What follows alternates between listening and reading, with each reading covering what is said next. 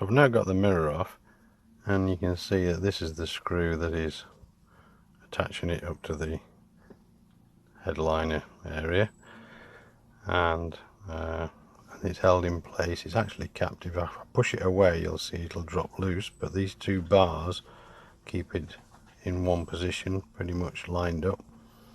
These two nipples here engage into sockets up above, so it's pretty much foolproof really. It'll only go back in one place, but I want to change this arrangement to give an extension bar out of the bottom of the mounting. So I'm going to take out this screw. So if I just push it away, there you go, you see it falls down pretty loose, but it's still captive. But these bars, you can see I can slide them out, and when you slide them out, it allows you then to put a different kind of fitting in, different kind of fixing. There you are, there's the T25 screw that holds it in place normally.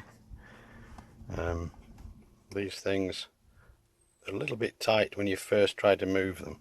What you need to do is get a pair of pliers and just grip them and rotate them slightly, and gradually they come loose. One of them was a little bit tighter, so I just took a small drill in the pliers and just loosened the end. One end is captive, this end, and the other end is just a hole through which the pin slides, and then there's a slight crimping on the hole once the pin's in.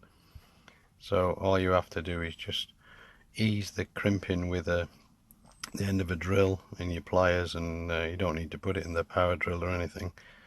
You'd probably destroy everything if you did that. But then you can get these two pins out, and then you can put an adapter in. And I'll come back when I've mounted my adapter and you'll be able to see what it's like. Okay, I've now done my little modification. Just to explain what I've done. This is a long bolt that I had. I found that the thread here matches the mounting in the Aston's roof.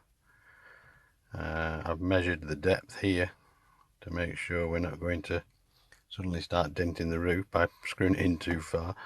But what I had to do was still maintain the two bars that will push the mirror. So what I've used is a penny washer, as you can see there.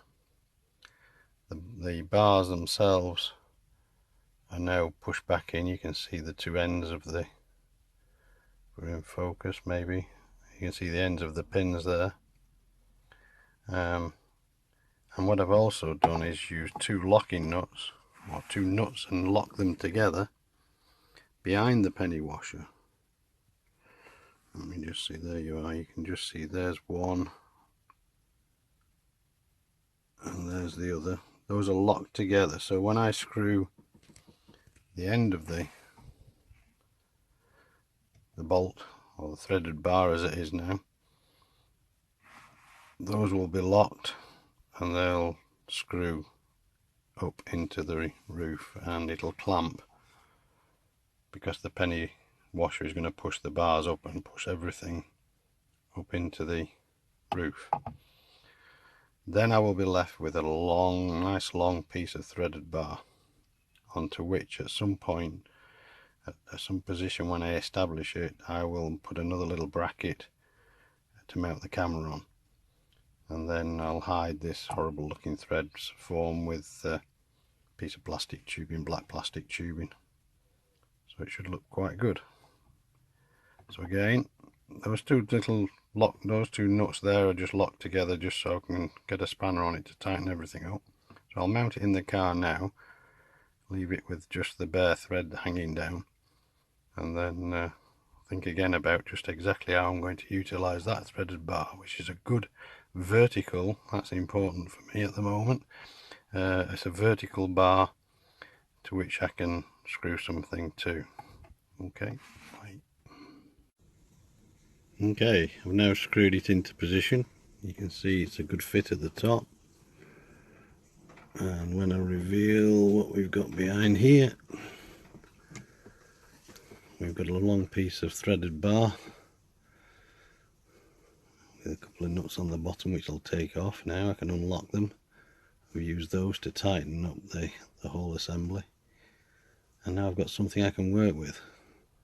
The problem was that, as you can see here, this section here, which is where I contemplated putting the camera, slopes upwards about 10 degrees when I measured it. So I thought of making a wedge and velcroing something onto here so that it came back to the horizontal, but I decided it looked a bit, well, it looks what it looks like, doesn't it? It's tatty. So I decided to come up with a better fixing, and so it means that I'm not sticking something to my beautiful suede headlining. So I'll just take the nuts off there and then dream up how I'm going to actually put a bracket on there now to mount the camera on. I'll come back to you yet again. As a first pass, just to get a feel for it, I've just screwed the camera with its mount straight on the end of the threaded bar. Not quite happy with it because whilst it's pretty firmly fixed, it's quite rigid and it misses the mirror, so I can play around with the mirror. What I do lose is the anti-dazzle feature of the mirror, because I can't push the tab down. So I've yet to decide whether I consider that to be an essential or what. The other thing is that when you look at it like so, the camera's pointing dead straight forward, I can still see this cable connection, so there'll be a cable, although it will come out of there and just go up. I don't know if I'm happy at seeing that. And again, it's such a small camera. It's a Probius camera. Seems to have very good reports. I'm not sure whether or not I'm happy seeing that yet. I'm going to put a cable into it and see what it looks like with the cable on it. I'm starting to warm to this a little bit. I've got a short length of cable now attached. You can see here where it's going in the back. Get the camera a bit brighter, that's better. Got the mirror adjusted just about right for my viewing from when I'm sat. Seems to still miss it okay. I can thread the cable can come through here for now. I'll give a better impression, so it'll go up somewhere up there. So that doesn't look too bad an installation, I guess. It's fairly unobtrusive. It's not really in my eye line. Excuse the washing.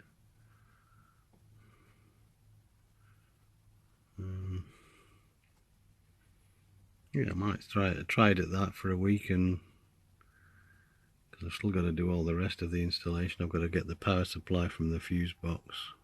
I'm going to have it so that it's running permanently, because some kind soul in a car park the other weekend sat on the bonnet. There's a few girls at a place we were staying, looked like they were there for a spa day, and must have gone for the draping themselves across the bonnet of an Aston Martin shot. Put a nice dint in the bonnet. So at least it'll catch them next time.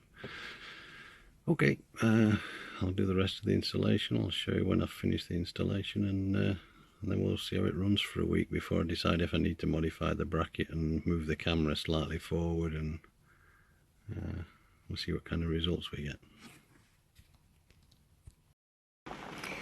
Hi everybody, it's a rainy day here in the UK. I've just finished now the installation of my dash cam. This is the camera here, and the power cable comes here round the back of the mirror and actually then disappears just into the roof here, into the lining of the roof. Part of this video sequence I've been doing, which I'll edit all together, is showing how to change the mounting of the mirror with a longer screwed threaded bar. It's M6, so that you can get a stalk that you can hang your camera off. So if I rotate this out of the way, what you can see here now, inside this tube, it's just a piece of polyurethane plastic black tubing. There is the threaded bar, which is holding up the mirror itself and giving me a stalk to work with, to fasten the camera to. Then I've got this loose piece here, which might look a little bit like not finished off, but it's loose for a reason. First of all, it has to go over the nut. You can see there, if I go in a bit tighter, there's the nut and the threaded bar to which the camera mount is fastened. But there's quite a lot of heat comes off these cameras, and this actually acts as the mount acts as a heat sink. So what I wanted to do was to be able to hide the nut, so that this piece of pipe has to be big enough to go cleanly over the nut, but at the same time I didn't want it tight, so it would restrict any airflow. So although it looks a little bit loose, but it's loose deliberately for a reason, and it will allow the hot air to dissipate along the top here. So it's quite a neat installation now in the end. And what I've used is, this is the bit of pipe for the outside venting piece of pipe, I suppose you could call it, off which I cut off a piece about so long, 15-20 millimeters long. It's big enough to go cleanly over the nut and leave some space. This is actually the bolt that I used. I didn't have a piece of threaded bar available at the time. I just cut the top off, cut the bolt head off, and that's the piece that's actually in there. Then we've got the polyurethane pipe. You can see it's, if I can get it to focus, well, it's 8mm outside diameter, 6mm ID, and it fits very easily over the top of the bolt.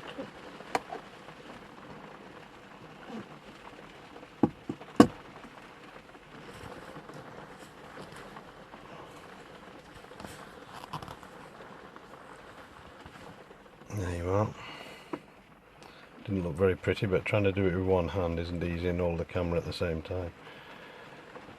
So all in all, I'm quite pleased with the installation. At the back, I've got it just off a standard sticky back mount that goes onto the glass. And first of all, I had it way over in the corner, but the pillar as it comes down curves in and you lose part of the viewing. So I moved it over about 8 inches or so, and works fine there, gives us a good view. And again, the cable just disappears into the head lining, and it runs along this section of the door pillar and the head lining down the door pillar, and in through the back here. And Steve's got plenty of videos that show about how to take this lot off. Just remember, when you do take this one off, it is the airbag that's underneath there. And also, before you can actually, although this pops off, there is a plate which goes vertically downwards behind the airbag and is bolted underneath, so you do need to take the glove compartment off to get in there. And then it just goes, the cables then go down to the fuse box where we pick up the power, and just piggybacked off a couple of fuses. So that's the full installation. As you can see, I get a pretty good view out of the back. At the moment it's just filming the gates on the drive, but I've taken a few shots with it, so I'll splice those into this video so you can see the sort of results you get. So if you're looking to mount a camera off your rear view mirror, that's one possibility of doing it, which I think gives a reasonably neat installation, and you don't end up having to cut any of this away, or sticking things to your glass, or standing it on the dash here or anywhere. I definitely didn't want to do any of those. So good luck if you decide to do something like that.